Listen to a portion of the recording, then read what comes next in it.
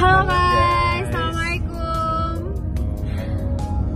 Jadi akhirnya kita berdua ini memutuskan untuk berbagi cerita profil kita yang sepertinya sih nggak seberapa dibanding teman-teman pejuang garis 2 di luar sana deh.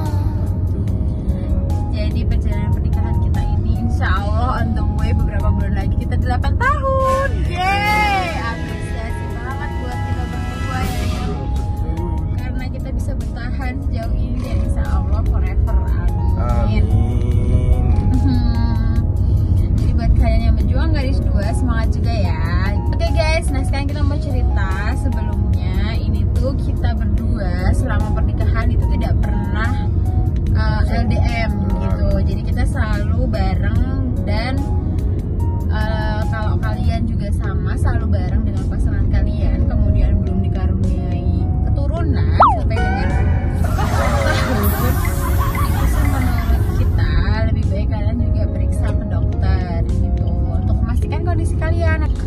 Karena kalau sudah 1 tahun bareng dan belum ada keturunan, itu sih bisa dilakukan pemeriksaan lebih detail nantinya. Tapi beda juga sih sama faktor usia.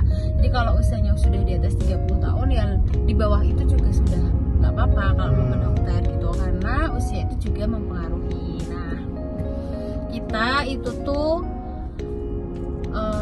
aku sih sebenarnya waktu itu di 7 bulan pernikahan 6 bulan pernikahan 7 ya 7 bulan pernikahan itu ibu aku menyarankan aku untuk ke dokter.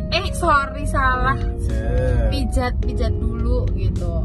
Oke, yang di situ katanya siapa aja yang ke sana tuh pasti berhasil gitu. Karena kan sering kan pasti teman-teman berjuang garis 2 yang disaranin kayak gitu. Oke deh, aku menurut, karena emang aku juga sudah agak panik gitu karena sudah 6 bulan belum hamil, padahal kita juga seatap dan kita juga berhubungan intimnya itu juga 2 hari sekali gitu. Oke deh, terus akhirnya aku pijat. Pas dipijat itu cuma aku aja. Nah itu rasanya perutnya tuh sakit banget. Kalian tahu haid sakit kan kalau haid tuh. Nah itu tuh haid, sakitnya itu melebihi haid rasanya. Perut aku tuh kayak ditarik dikocak-kocak. Ditarik-tarik sih rasanya gitu. Oke, beberapa bulan kemudian kita juga masih belum berhasil mendapatkan keturunan. Setelah 8 bulan, kalau nggak salah ya 8 atau 9 bulan gitu pernikahan, aku nih mulai panik karena teman-teman yang pernikahannya sepantaran dengan kami itu tuh sudah dikaruniai hamil yang keturunan gitu. Jadi kayak ya Allah, ini aku kenapa ya di situ aku mulai panik guys gitu. Nah kita ke dokter lah waktu itu. Kita juga bener-bener nggak ke setting, bener-bener orang yang belum ada planning gitulah. So, akhirnya kita ke dokter.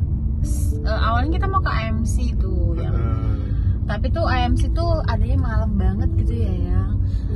Dokternya itu adanya karena antriannya udah panjang. Terus akhirnya udahlah kita ganti dokter aja gitu. Terus kita ke sebuah dokter ya, yang ada di Jogja juga, cuman nggak mau nyebut sih gitu. Terus waktu di sana kita dapat antriannya nggak begitu panjang.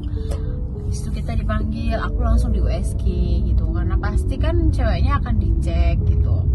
Nah, aku di USG waktu itu, USG-nya adalah USG perut, dilihat aman, tidak ada kista. Habis itu kita dikasih obat juga, sama dikasih surat rujukan untuk analisis sperma. Jadi di dokter itu begitu datang langsung diminta cek dua-duanya gitu. Tapi menurut kita yang benar kayak gitu ya. Jadi kalau profil itu harus dicek dua-duanya gitu. Gak bisa cuman ceweknya dulu, terus nanti baru yang cowoknya itu enggak, harus dua-duanya juga gitu. Karena profil itu dari 2 orang ya guys. Jadi kalian kalau baru cek salah satunya, mending kalian cek deh dua-duanya. Setelah dari sana kita langsung dong dirujuk ke lokasinya. Waktu itu tuh di PKU ya kita ya.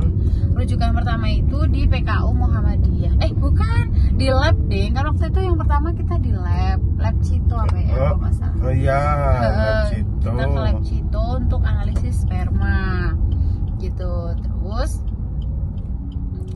sudah kan.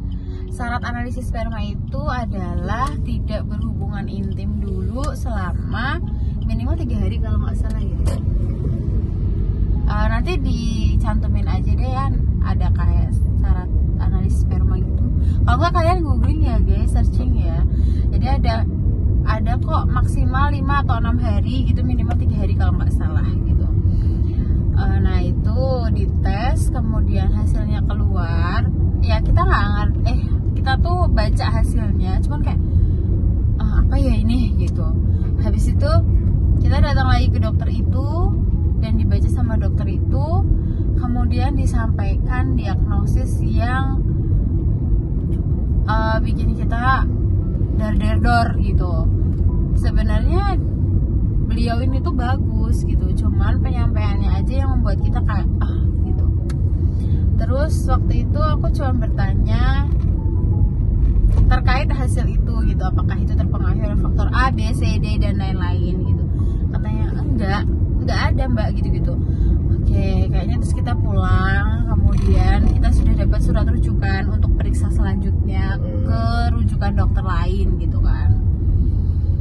Habis itu kita pulang dari sana, terus kita tuh saling kayak yang masa sih kayak gini gitu.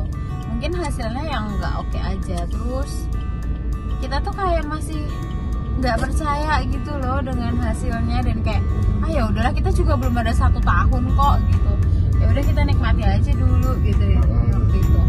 Oke, terus sebelum 1 tahun, tapi kita nggak diem aja ya guys waktu di situ. Itu tuh kalau nggak salah di tahun 2018. Nah kita tuh nyoba tuh yang namanya zuriat, yang namanya kurma muda, yang sembarang orang saranin tuh udah kita coba gitu, tapi